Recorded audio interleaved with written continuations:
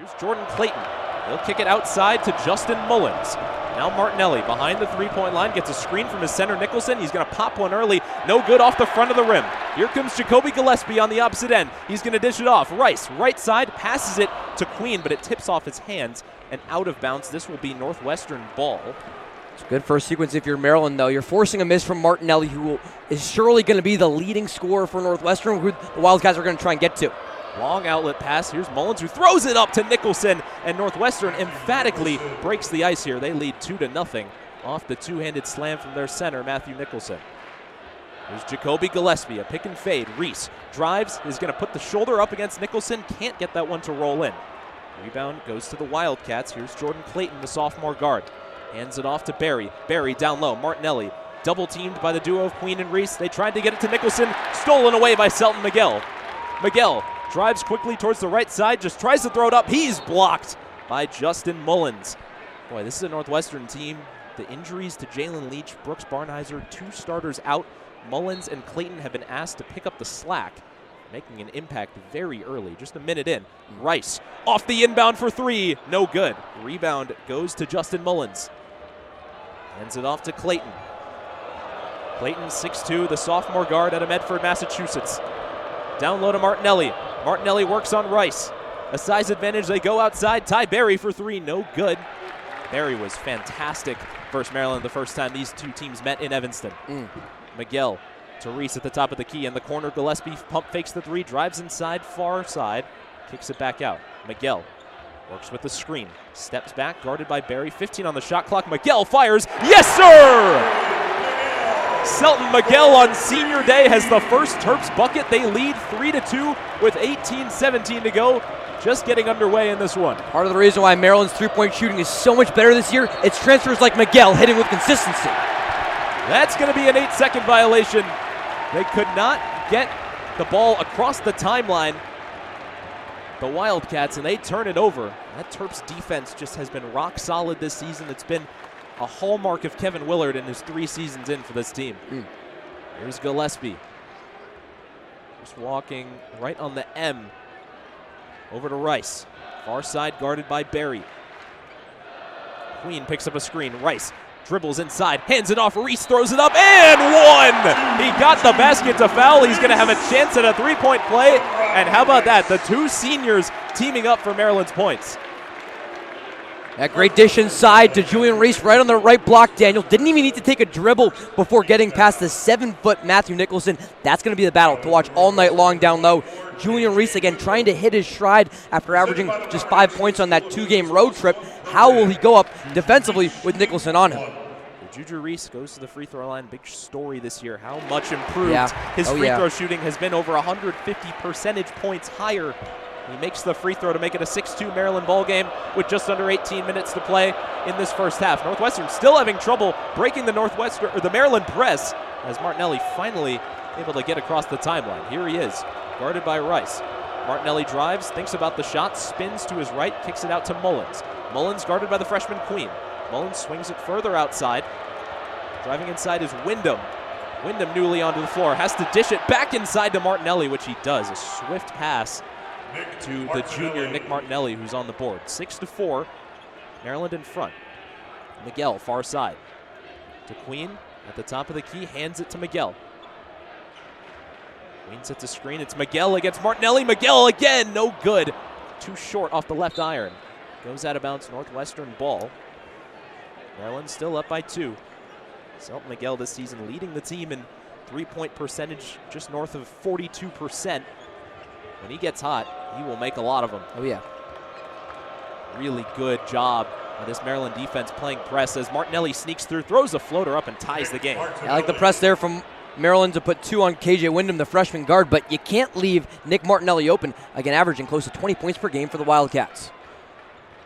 Gillespie to Rice. He hands it back to the Belmont transfer. Gillespie gets a screen from Reese, dribbles through, kicks it out. Rice in the far corner opts not to shoot. 13 seconds on the shot clock. Here's Reese. Queen down low. 8 seconds. He's going to just throw it up. Did he travel? Yes, he did. He's taken on the freshman Wyndham, and DQ commits the foul. So 6 all. Still early in this one. And Daniel, Queen had a 7-inch height advantage over Wyndham. Surprised he didn't just put the shoulder down and post him up. Mullins, Ty Berry, outside three. That's good. Three-point basket for Ty He is a Berry. three-point specialist.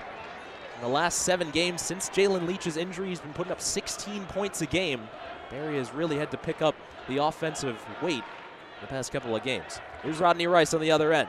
Rice, bounce pass, Reese near the free throw line. He's going to take on Nicholson. A little bit of dribble from Reese. He throws it up and gets blocked. Long outlet pass from Berry. Wyndham bounces it, but a kickball violation on Rice. And we're going to get our first media timeout here. Let's go. A little bit of malice, a little quality here. Let's go. Soccer is a global sport. It's a very diverse sport. Our team certainly reflects that. For Maryland men's soccer coach Sasho Surovsky, diversity is a strength. When we sit and talk tactics with them, some players bring in some great ideas and become real problem solvers. International players have become the lifeblood of Maryland men's soccer, but for the players themselves, their soccer experience in the United States is much different from their experience in their home countries. Midfielder Saddam Masareka is from Uganda, but he says American soccer takes more. In the US, we do a lot of preparation, I should say. Yeah, game analysis, post videos, pre-game videos and stuff. In Uganda, we don't have a lot of too much organization, I should say. For goalkeeper Lauren Mack, he found soccer in America to be much more physical than in his home country of Germany. I think it's way more body-wise or way more athletic as in Germany. I mean, I feel like in Germany, they're way more like technical stuff. With such a diverse team, language barriers might come to mind as a concern. As I came like in the spring this year, I mean, for me it was kind of tough because my English wasn't that great, obviously. But Maryland has other ways of communicating. Soccer itself is a language. The way we play and becomes a language itself. A language that Coach Surovsky knows better than most.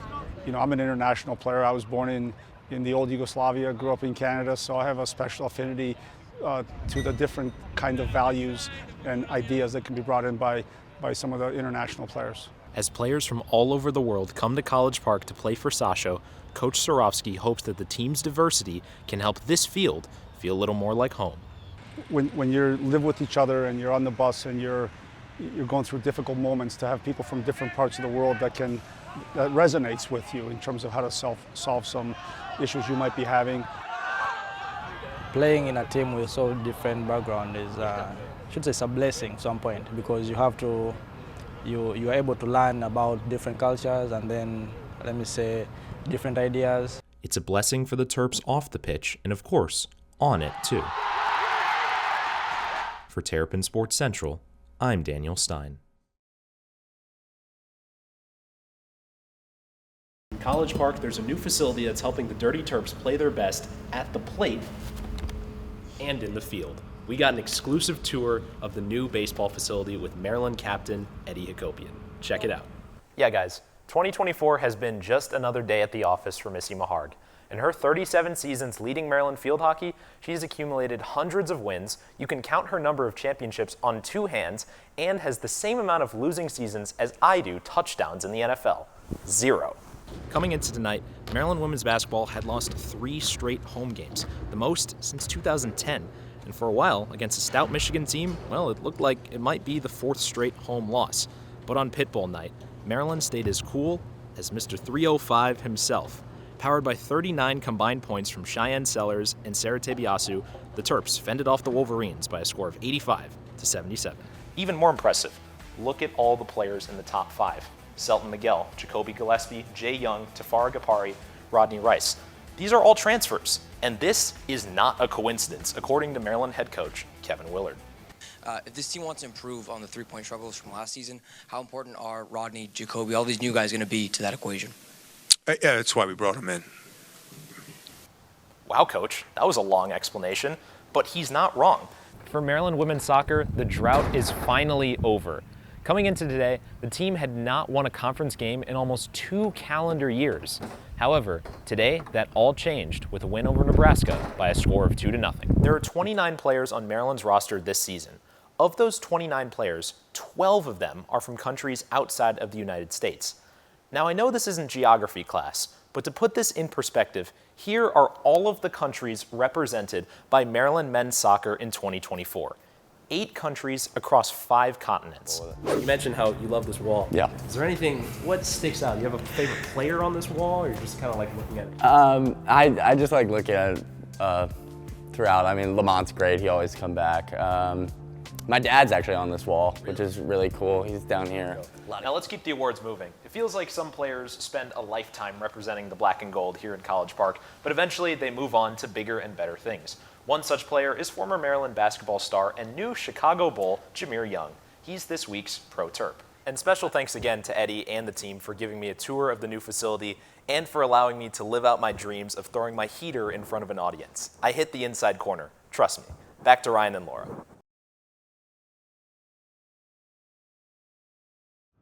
On the far side. All the way across, a long shot and a snipe from Jack Dowd. Striking and throwing his heater. He's got goal number 1 on the season. And Maryland ties things up at 5 from number 55 as the Salisbury transfer, making things happen off the bench. Long time coming. Right there for Jack Dowd. This is what he was doing at the Division III level with Salisbury for so many years. What a shot right there for 55. And that ties things up with his first goal as a Terp. A guy who is no stranger to playing in prime time. He won a D3 national championship. He was an All-American. Had a real good Salisbury program. How about a statement for your first goal? We're tied up at 5. Maryland wins the face-off, going quickly, but they can't get the pass to Urksa on the far side. But the Terps still claim some momentum off that equalizing goal. It was a great job by Crater on the face-off there. Got the quick win and then just the errant pass to Urksa, but Urksa, Spanos again! Maryland takes the lead. You talk about the spark plug. Eric Spanos with his second seems like in just the snap of the finger, Eric Spanos turns into Thanos, and Maryland leads by 1. this was a wild sequence right here. Started with the throwaway on the face-off, where then Spanos gets it back, and he is not going to miss that shot. Again, so much time, so much space, and Maryland's out in front. Eric Spanos is inevitable. His 14th goal of the season. What a turnaround. Just about a minute ago, there was a stoppage in play due to a penalty, and then Maryland gets the goal from Dowd. Then they get the second goal from Spanos, and now the Terps have crawled back into the lead. 6-5 with just over 5 minutes to play in this first half. Michigan will respond. Here's Ryan Cohen. On the 35-yard line, he passes it back.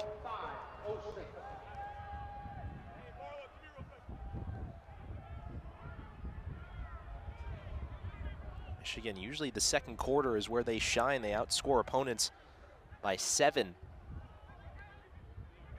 But they find themselves in a hole here. Got about 40 seconds on the shot clock. Here's Plemons.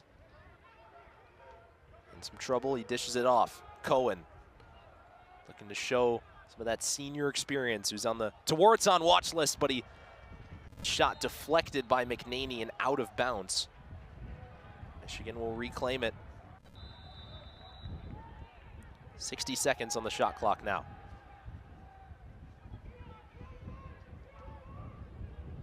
Jenkins at X. He gets it back. Now into the middle with Cohen. Michigan looking for something right on the doorstep, but they had trouble with the reception, and Maryland takes it back. Strong defense from John Tillman's squad, and Terps will go the other way. They've scored the last 2. Here's Stamos into the middle. Keegan fell down. He took a shot anyway. And a timeout was called by John Tillman.